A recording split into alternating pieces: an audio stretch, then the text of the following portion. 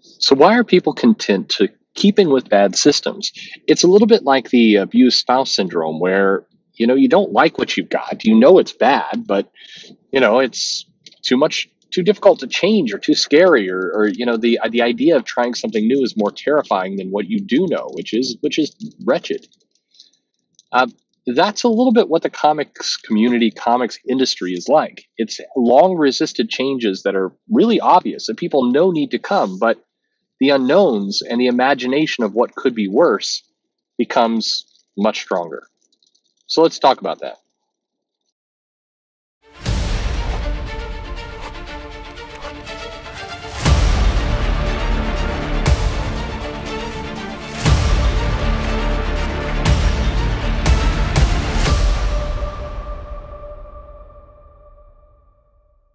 Everybody, this is Perch. A little bit of light rain. Hopefully this doesn't wreck the entire video. These things tend to, but hopefully not. Hopefully it's nice and quiet and peaceful here. Um, anyway, as we look and we digest the news of all the changes that have taken place. First, it was, DC is going to solicit a couple other distributors to help things, and people reacted like the sky was falling. Oh my God, this is a terrible move. This is going to destroy the entire comic industry. Why would they do this? Just the worst possible move. No, no, no. And then DC makes the further step here in June to leave Diamond completely and put their faith in basically Midtown and Discount Comic Book Service in these two new distributors and Penguin Random House. And once again, you see a lot of feedback from creators and from people. This is DC making stupid moves. What is DC doing? And you have to be, to make that kind of hot take, you really have to scratch your head and ask why. Because for the last decade more, people have complained about Diamond, that Diamond has antiquated systems, that they treat different retailers unfairly, that some people get one kind of deal and some people do not. And if you're an indie comics publisher, it's incredibly hard to get in and get something going on. It's hard to start a business. Comics arrive damaged, difficult to return. I mean, just on and on it goes. There's no end to the problems that people complain about with Diamond. In fact, if you go back 1 year ago to videos I was making and others were making, there was widespread agreement from the same retailers who are now saying that this is the death of the comic industry. Not just a bad move or a questionable move or let's see how they'll play out, but the death of the comic industry. DC leaving is the death of all of comics. And it's one of those cases where if you're being rational about it, if you're being reasonable, this is not a bad thing. I mean, we can go through and debunk, line by line why this is not bad. Number one, well, this is going to give two comic retailers basically insight into other businesses. Well, they had that insight already. They had it when Diamond basically leaks the information, either purposeful or not, to other retailers, which they have done. I mean, there's a big leak just a year ago where the sales figures went out for everybody. We got to see shops and what they ordered and how. So it's not like this information. Not only was it public, it was. I mean, not only was it to a few people, it was public. Even fans, people who are not in the business, were seeing this information. Two, that somehow this is like Heroes World, and I've talked about this before, that this is really nothing like Heroes World. Heroes World was unless we're saying that DC Comics is going to buy Midtown or Discount Comic Book Service, this is not DC buying one of those places to distribute, on their own.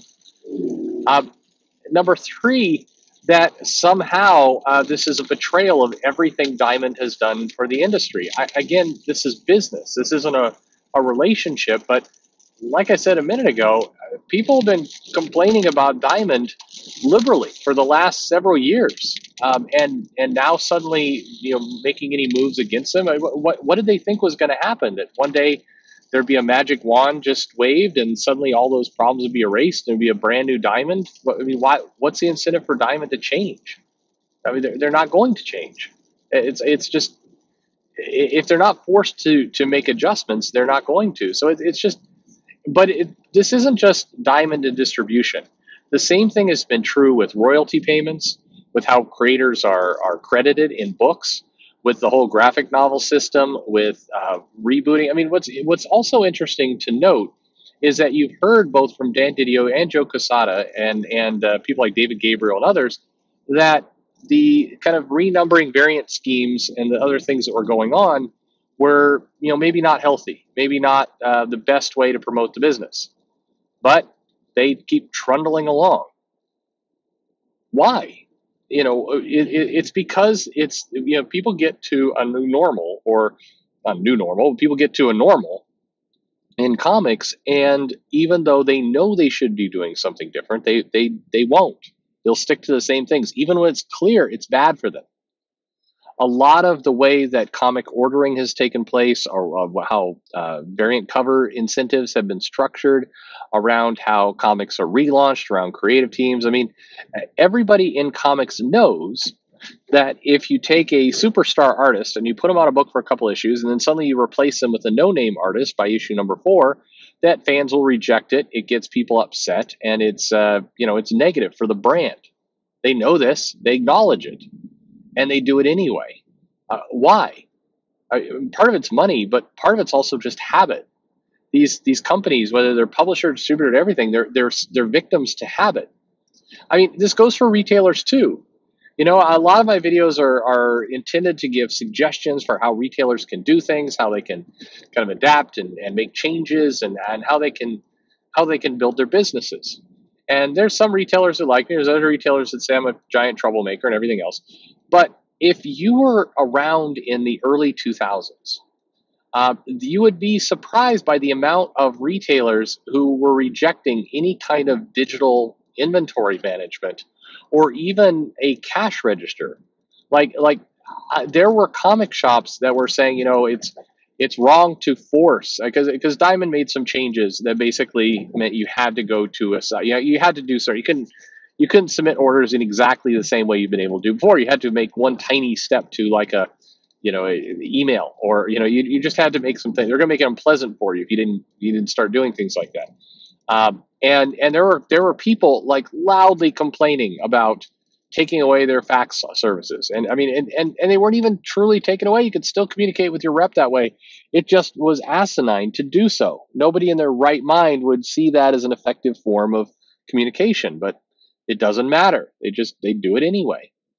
And this is really strange. Because you just have to wonder what these people are thinking. It's way more work to do business the way they were doing it, and yet they keep doing it. This is something that is very true to comics, and it's why you start to see the comics business, the comic industry, feeling a lot more like people who own vintage record stores, rather than people who are actually trying to manage a business.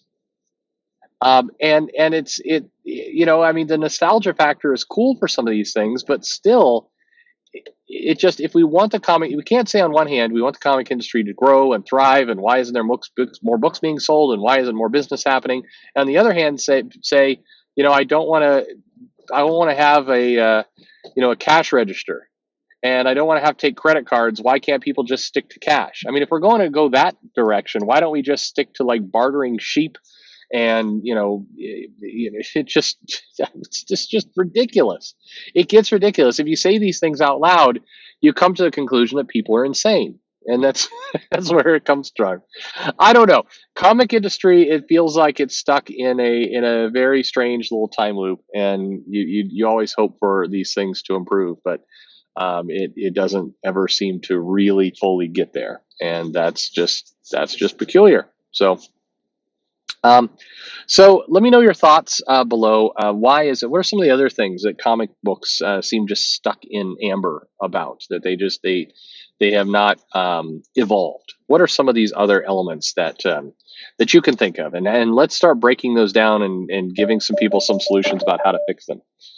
I think that's important. Anyway, like, subscribe, leave comments below. Like I mentioned, follow me on Twitter or Facebook at Comic Perch, and thanks for listening.